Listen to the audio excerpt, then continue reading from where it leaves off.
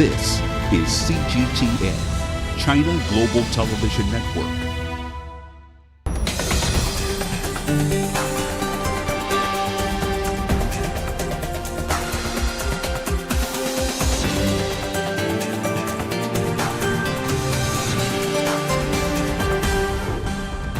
On today's World Insight, the PLA conducts joint operation drills in the Taiwan Strait in response to Pelosi's trip. Are these drills the right response to Pelosi's provocative trip?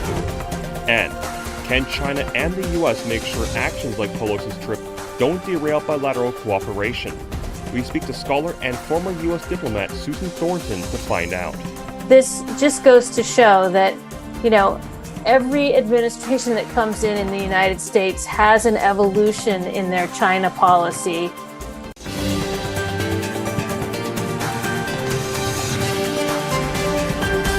Here's our host, Tian. Hello, I'm Tian and welcome to World Insight. China's Defense Ministry says U.S. House Speaker Nancy Pelosi's visit to Taiwan is a serious political provocation to China. It says that the ongoing military drills are a solemn deterrence against the U.S.-Taiwan connection. The Chinese People's Liberation Army, or the PLA, has launched its largest military exercises around Taiwan on Thursday. The drills include a joint blockade, sea target assaults, an airspace control operation, as well as a showcase of the joint operations between the Army, Navy, and Air Force. The drills are in 6 strategic areas that encircle the island of Taiwan. Here's a look at those areas. First is the eastern coast of Tian Island, a part of the Chinese mainland's southern province of Fujian. Tian lies about 127 kilometers from Taiwan Island and is also the narrowest part of the Taiwan Strait. 2 areas are off the northern and northeastern coast of Taiwan. They are just outside the open waters facing Keelung Port, which means that the port has been encircled. Live fire drills will also take place off Taiwan Island's eastern coast, directly facing the military bases of Taiwan in the cities of Hualien and Taitung. 2 other areas are in the south. One is southeast of the city of Tian, which enables the PLA to hold a strategic point of the Bashi Channel. Another one is southwest of the island that closes maritime routes and airspace of the city of Kaohsiung. The 6 areas where this week's live-fire military exercises are being held are the closest the PLA has ever carried out near Taiwan.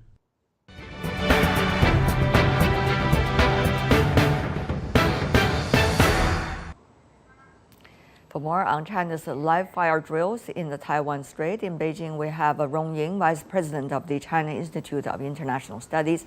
Also in Beijing, in the studio with me, Zhang Junshe, Senior Research Fellow at the Naval Research Academy of People's Liberation Army. Gentlemen, welcome to the program. Mr. Zhang, go to you. First question, exactly how would you describe the scale, the depth, and also the sophistication of this live-fire drill? Well, I think this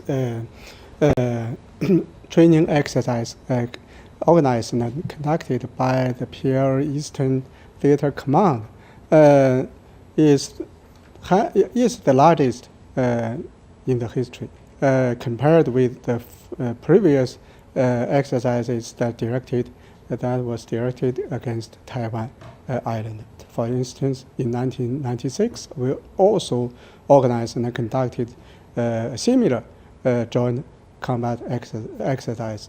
And now this exercise, I think, is much larger in scale, and also in depth is also bigger or deeper than that one. So first, we can see there are 3 areas for the joint drills around the Taiwan Island, and simultaneously we conducted exercises, live fire firing, and also ballistic missile firing, and all these rocket guns and the ballistic missiles hit targets, and their accuracy is exciting. We can see that all the targets were hit by this, and I think this demonstrated the determination and also the capability of the Chinese PLA to protect the country's interest or to uphold China's sovereignty and territorial integrity. I think from these 6 locations around Taiwan, we can see that actually we can blockade the island if necessary. If the Taiwan independence separatists want to isolate or split Taiwan from the mainland. I see. The People's Liberation Army's Eastern Theater Command has started a series of joint operations in the air and water surrounding Taiwan. The PLA says the operations are necessary moves against the dangerous actions by the U.S. and Taiwan independence forces on the Taiwan question. 是针对美和台当局 The operations will unfold systematically and extensively with multiple military forces. The operations include targeted and live-fire precision weapon drills, like joint blockades, air-to-ship attacks, air-to-land strikes, and air control operations. The operations will fully test the weapon and equipment capacity and Army's joint operational ability. We will be ready for any crisis. We sternly warn those who travel to Taiwan with sinister plots and Taiwan independence forces that the Eastern Theater Command has full confidence and ability to defeat any provocations, and we will firmly safeguard national sovereignty and territorial integrity. 坚决捍卫国家主权和领土完整。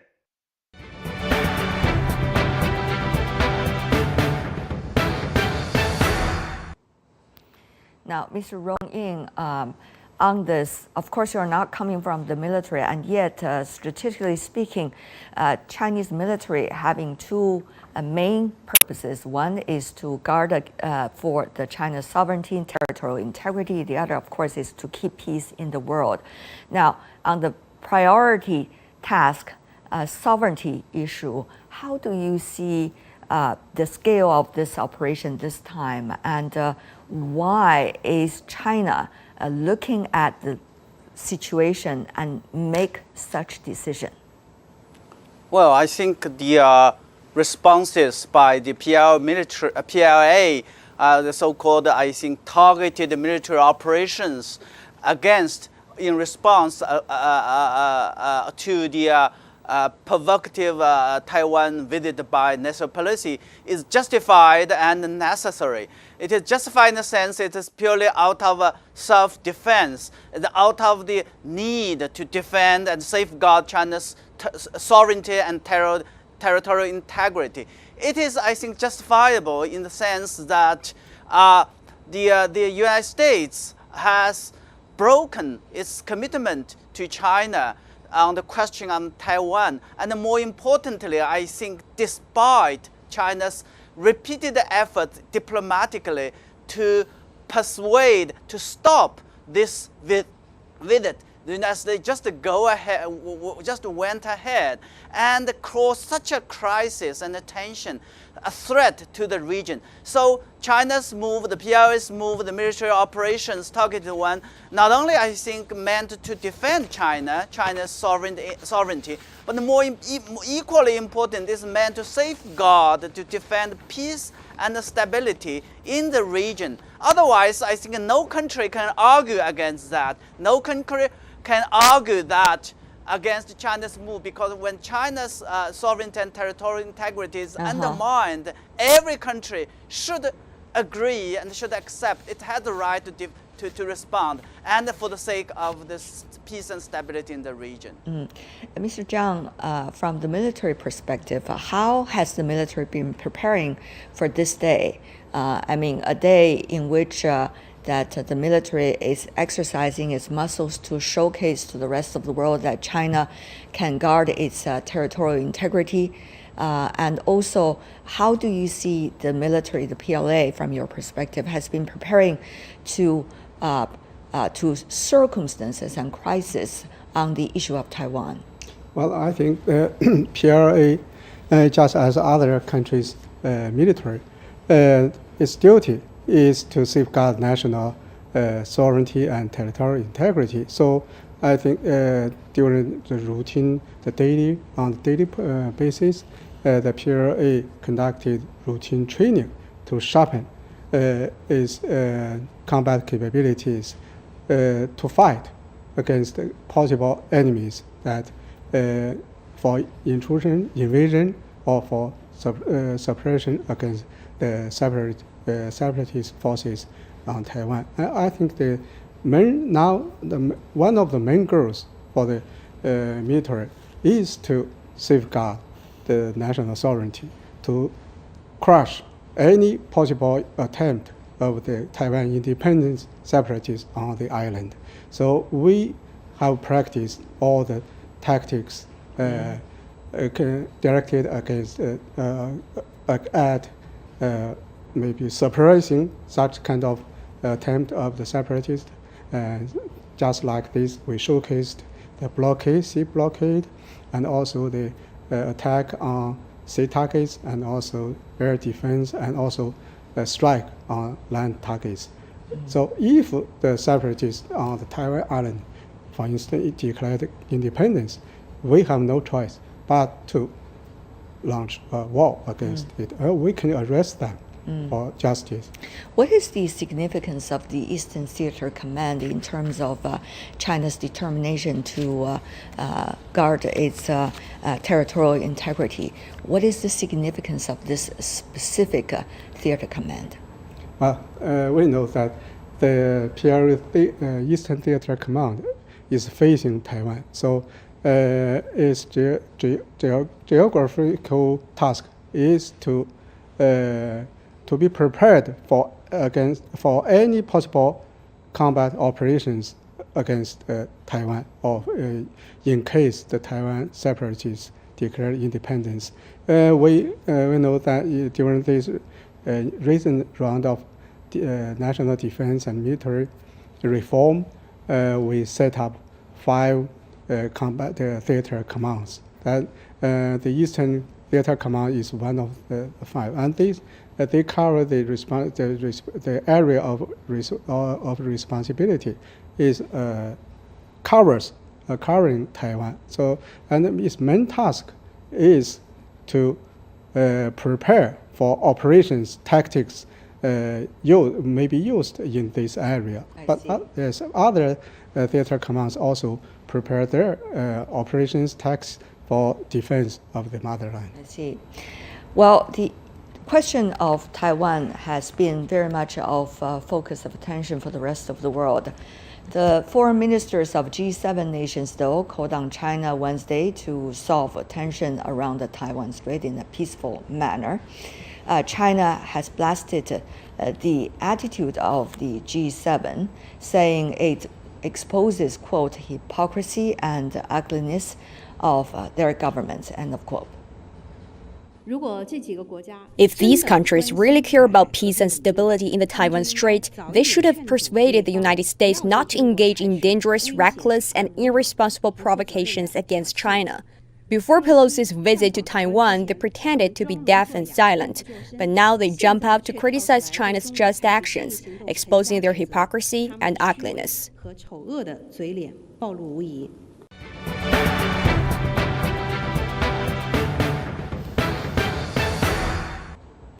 Now, we earlier heard the response coming from the Chinese Foreign Ministry about the G7 statement. There are different understandings about what's going on in the region. Mr. Rong Ying, I want to go to you about that. At this moment, China is very determined to show to the rest of the world, to the compatriots on the Taiwan island, and particularly to the politicians in the United States, that China is determined to guard its territorial integrity. Mr. Rong, how should the rest of the world look at the series of responses and countermeasures that China has put out since U.S. House Speaker Nancy Pelosi's visit to Taiwan? Well, I think it has been very clear, and also I think for the international community to understand the gravity of this situation, and also the determination of China to defend and safeguard its national interest. But I also have to be very clear: these responses, these targeted military operations, were aimed at these separatist forces these forces, these politicians in the United States and others, for the sake of their own personal agenda and interest, to create trouble, to destroy peace in the region. So it has been that's why I think China has made it very clear the moves, the responses is, on the one hand, it's a self-defense. On the other hand, it is meant to defend peace and stability in the region. There are so many cases in the past, now, and I think in the future that these kind of sort of a situation, if not dealt with properly, it can easily spread out of control. And it is sheer sort of a kind of force for the G7 foreign minister to speak irresponsibly about China, making remarks like that. Remember, just a few months back, when the Ukraine crisis broke out, it was them who forced the international community on the sort of excuse of sovereignty and territorial integrity. When China's sovereignty and territorial integrity is undermined, now they are talking about exercise of restraints, they are talking about the calm. It's totally nonsense, it's totally rubbish, and hypocritical and double standard. Now we will see the situation possibly getting even more intense in the next few days as the live fire drill continues. Now, how important is, Mr. Zhang, is the rest of the world understand the real essence of this issue and also understand why China is determined to exercise present to the rest of the world its determination, and how much should the rest of the world try to understand the history related to the question of Taiwan before they make their judgment? Well, this is a complex it is, question. But it is very crucial, isn't it? Yes, I try to explain what I think. First of all, I think the group of all the countermeasures the Chinese government has taken, and also the Chinese PLA are taking, aimed against the U.S. provocation against China, especially taken place by Pelosi's visit to Taiwan. And also, I think this is necessary and justified for a sovereign state like China to do so. We know that in history, the United States fought a civil war to maintain or safeguard national sovereignty and unity. So why China can't do this? And then now, although the mainland and Taiwan is separated by the strait, but we never have been two countries. It's only one country. We currently is continuation of civil war. Now Taiwan is part of China, and this is recognized by most of the countries in the world. 181 countries have established diplomatic relations with China, with the precondition or the political foundation is that they recognize with China, the One People's China Republic principle. of China, and Yes. the United Nations recognize Yes. the People's Republic of China. Yes. Thank you so much, Mr. Zhang Thank you. Junshe and Mr. Rong Ying, for being with us. You're watching World Insight. U.S. House Speaker Nancy Pelosi's visit to Taiwan has aroused some dissent within the American society. U.S. President Joe Biden allegedly tried to stop the visit but failed, apparently. Some say that the Biden administration was complicit in Pelosi's trip going ahead. Is that the case? Let's listen to Professor Susan Thornton's analysis. All the latest development regarding House Speaker Nancy Pelosi's earlier visit to Taiwan, what do you see is the nature of that visit and her strong intention to make it, even though the Taiwan authorities leaking out that actually the invitation was earlier once withdrawn? Yeah, I think, Tian, this is a clear case of sort of the difference between the sort of democratic, system with the three co-equal branches of power and the system that exists in China, right? We have a very powerful individual, parliamentarian, a congresswoman who isn't really existing under the authority of the executive branch or the judicial branch. She can do, quote unquote, what she wants, and she made her own calculation, whether it be on sort of personal, political, or other substantive grounds that she wanted to do this. And it's very little that others can do to stop her. Now, I think the US government, President Biden, has made the point that, we do not support Taiwan independence. We stick to our one China policy. But as we've seen over the years, individual congresspeople in the US have, felt it was their duty and right to stand up and say something different. And I think this is the extreme case. Having said that, though, earlier visits by other parliamentary figures as well as political figures from the United States to Taiwan is not acceptable to the Chinese either, to China either. So how do you see things would evolve? Is it going to be escalated? I think in most cases, the people who are making these visits don't see them and don't make the calculation based on trying to run afoul of US policy or to stir up trouble in cross-strait relations or the US one China policy, but they do it to kind of show their support for Taiwan. And of course, that the US Congress has always seen itself, ever since the normalization of relations between the US and China, and the so-called surprise that they experienced when President Jimmy Carter changed relations. Congress was very unhappy they hadn't been consulted, and ever since then, there's been this history of Congress seeing itself as the protector kind of Taiwan. So that's part of it. But the other part of it, and I think you were talking, before, there's a domestic political calculation here. And I think that is what comes into play increasingly as we see our domestic politics get more and more kind of divided, and we see sort of an increase in the volatility of politics in the United States. And I think, these kinds of displays go along with that territory. So it's possible that we,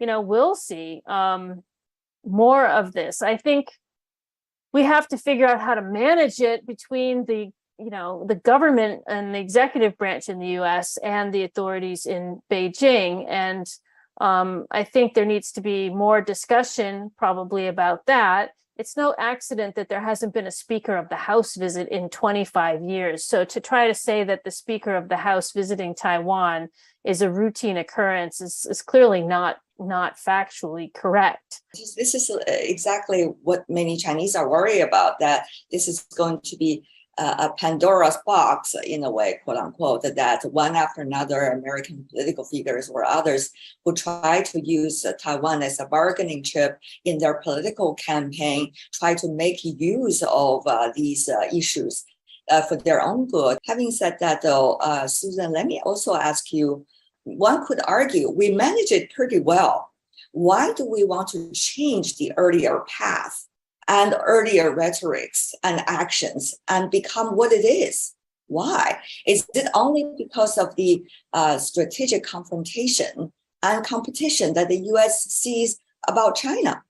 Yeah, I think you're exactly right in that. I think that the earlier crises were managed because the US-China relationship was in a place where both sides valued the relationship because there was a bigger picture in mind. And I think now the problem is that our relationship has gone into such a downward spiral that people have forgotten the big picture and forgotten how to sort of manage through these mini crises that are often inspired by, exogenous events that we can't really control, or individuals even in a couple of these cases that we can't control. And I mean, in the scheme of things, this visit of Nancy Pelosi is here today, gone tomorrow, frankly. Next week we'll be on to something else, but we can't let this visit sort of leave an indelible negative mark on US-China relations, or frankly on the cross-strait relationship, which is really becoming difficult to handle. And if it's not handled well, and if the status quo isn't managed, it's going to end badly for many, many, many people. It's just not in anyone's interest to see that happen. Having said that, though, Susan, a very important and constructive note that the two presidents spoke to one another a few days actually before this visit, and also they have been talking about how to solve the problems. Now, to what extent do you see the Chinese side should trust the words coming from the Biden administration about their willingness to establish kind of a dialogue mechanism between both sides, and particularly given their incapabilities right now politically within the US system? Well, I agree with you. I think it's very healthy and important that the two leaders spoke before the visit. And that was even in spite of the fact that the news of the impending visit had been leaked. So they took advantage of the phone call to have a chance to coordinate on that. And I can't help but think that it certainly was better that they had that conversation before the visit than not having had it. I also note that in the readouts from the US side, there was much less talk about the framing of the US-China relationship as a strategic competition. There was more talk about trying to manage differences. There was more talk about trying to find areas of cooperation. And I think this just goes to show that, every administration that comes in the United States has an evolution in their China policy. And we're seeing, hopefully, that evolution play out again. It's taking a bit longer in this case, maybe because of the political frictions in our system, but that everyone wants to challenge China. The US is feeling like China is challenging it and is trying to usurp it on the global stage. And that makes for a difficult sort of political situation to handle. But over time, we learn, we talk, and we see that we actually have too many crises on a plate that are not about US-China relations and too many challenges to tackle, and that we need to work together. Even more important question, Susan, is about strategically and fundamentally how China and the United States should see each other and be able to coexist, because nobody can destroy the other party. That's impossible.